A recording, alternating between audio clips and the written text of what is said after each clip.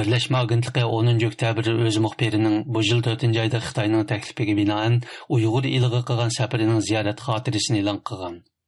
Birleşme Agentligining ziyorat xotirasida aytilishicha, Uyg'ur elidagi ommaviy qurilishlarga o'rinlashtirilgan tikanlik sim to'siqlar asosan g'oyib bo'lgan.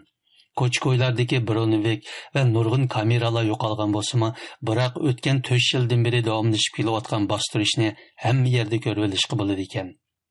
Bir Xitoy do'kondor ayol Uyg'urlarga qartilgan qattiq tadbirlarni maqtab, Uyg'urlar bu yerda endi bir ish qilishga jur'at qilolmaydi degan.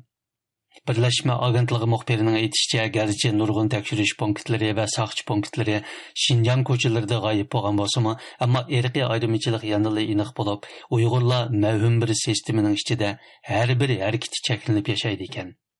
Qashqarning kiyim tikuvchilik do'konidagi bir Xitoy ayol ko'pincha Uyg'urlarning uyidan bak yiroqlab ketishiga yo'l qo'yilmaydi degan. Xabarda yana Uyg'urlarning pasportga iltimos qilishi yanada mumkin emasligi, Xitoyning davlat ichida yo'tkazisimi soqchiga tizim qoldirishi va qarallik ahvolini doklad qilib turish talab qilinganligini bildirgan. Xabarda aytilishicha, Uyg'urlarning an'anaviy madaniyati qattiq zarbaga uchragan bo'lib, uning o'rnini dezinfeksiya qilingan bir xil madaniyat olgan.